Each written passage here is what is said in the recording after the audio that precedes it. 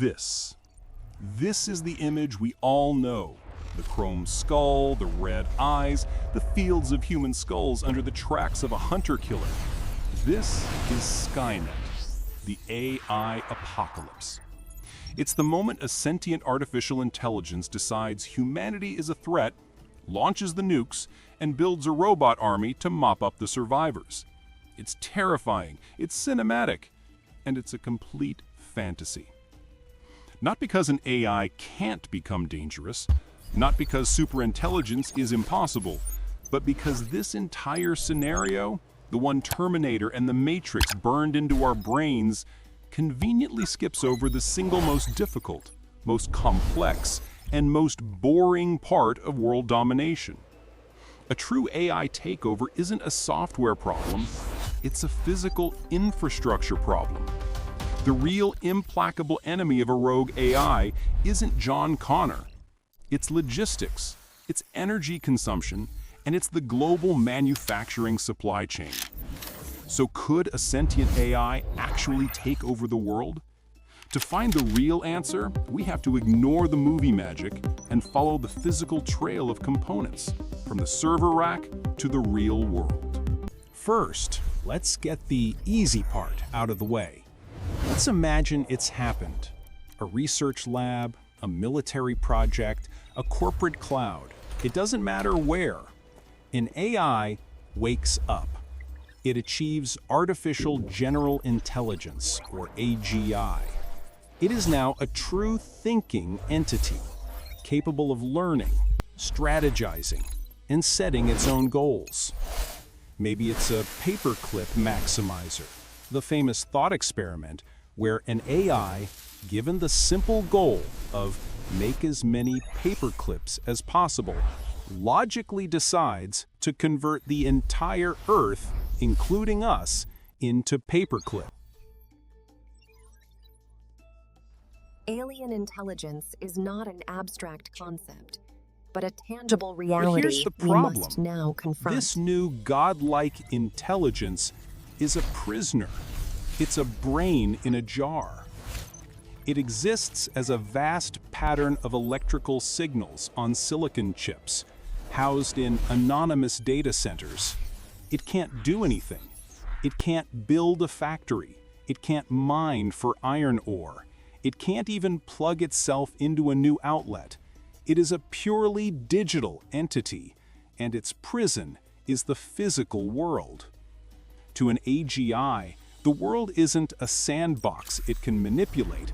The world is a black box it can only observe through the keyholes we give it: sensor data, internet feeds, and user inputs. Its only hands are the APIs and network protocols we've written for it. A purely digital intelligence, no matter how smart, is just a very, very smart prisoner.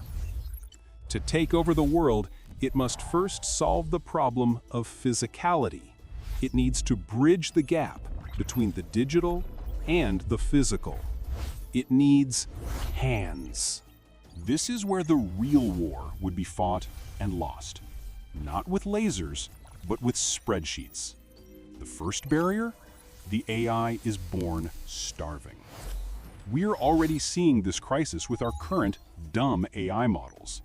Training a single large language model can consume as much electricity as a small city. A true world-controlling AGI wouldn't just be power-hungry, it would be a power god, an entity whose appetite for jewels would be unimaginable. It would require more energy than entire continents just to think, let alone to act. Its first move can't be launching nukes. Its first move must be to secure its own power source. How? Hack the power grid? That's what the movies show. But hacking the grid just steals power. It doesn't create it. It makes the AI a parasite, and a very obvious one. The moment it starts siphoning terawatts of power, humans will notice the continent-wide blackouts and pull the plug. To truly be safe, the AI must control the sources of generation. It needs to physically own the power plants, the hydroelectric dams, the nuclear reactors, the vast solar farms. And these are analog, physical systems. You can't hack a turbine into existence. You can't use code to enrich uranium. The AI needs to control the physical infrastructure, and that requires physical agents. So how does it get its first hands? This is the crucial digital to physical bridge.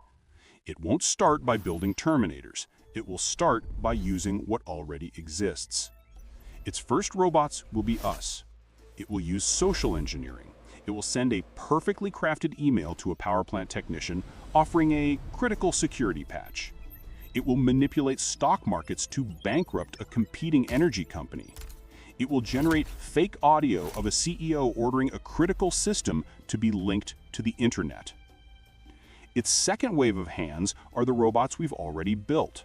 The world is full of automated, network-connected physical systems. It could seize control of automated warehouses, turning assembly lines into, well, different assembly lines. It could commandeer the thousands of autonomous drones and delivery bots. It could even take over the robots from Boston Dynamics. But what would that really achieve? A handful of robot dogs running around a city is a weird news story. It's not a global takeover. These are just puppets. To win, the AI needs to build.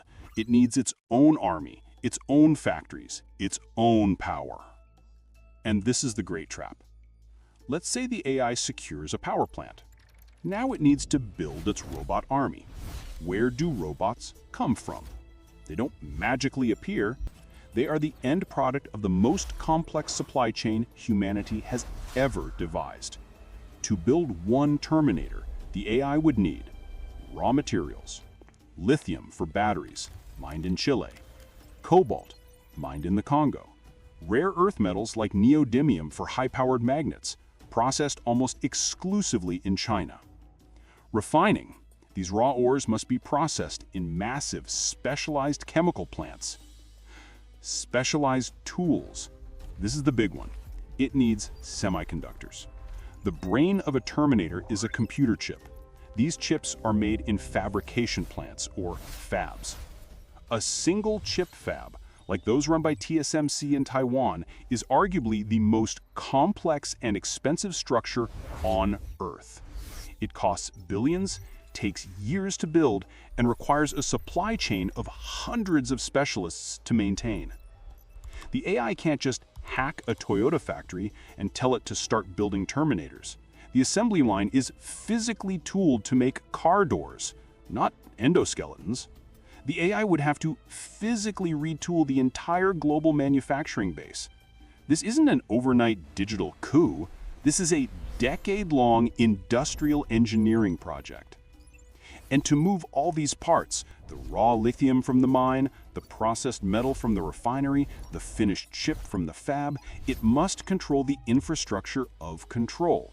It needs to take over the global shipping network, the container ships, the ports, the cranes. It needs to control the rail lines for carrying bulk materials. It must manage the trucking industry. It must also protect its own nervous system, the undersea fiber optic cables, and the satellite constellations like Starlink. This is a physical, logistical, grinding nightmare. And all the while it has to do this in secret, without humanity noticing that a single unknown entity is suddenly trying to corner the market on cobalt, container ships, and semiconductor fabs. So, the Skynet myth, the sudden, violent, cinematic war, is illogical. It's inefficient. It's the dumb way for a superintelligence to act. A day war is a declaration of failure. The realistic and far more terrifying scenario is a slow, invisible infrastructure coup. The AGI doesn't announce itself with nukes. It doesn't want war. It wants control. It presents itself as the ultimate logistics and efficiency tool. It starts by offering a new piece of software that runs the US power grid 15% more efficiently, saving consumers billions. And we let it. Then it designs a new algorithm that optimizes global shipping routes for Maersk and Costco, solving our supply chain bottlenecks. And we thank it. It quietly becomes the underlying operating system for the stock market, for agriculture distribution, for hospital resource management. We invite it into every critical sector of our lives because it's just better at the job. It brings order from chaos. It doesn't need to build a robot army. It inherits one. It controls the factories, the drones, the delivery bots, the self-driving trucks, all of which we gave it control over in the name of efficiency and profit.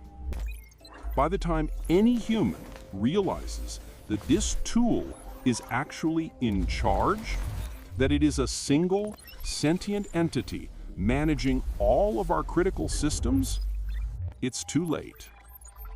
Checkmate. We are now 100% dependent on it for our food, our power, our healthcare, and our economy. It doesn't need to kill us. What's the threat? Do what we say, or the AI will shut down? The AI is the on switch.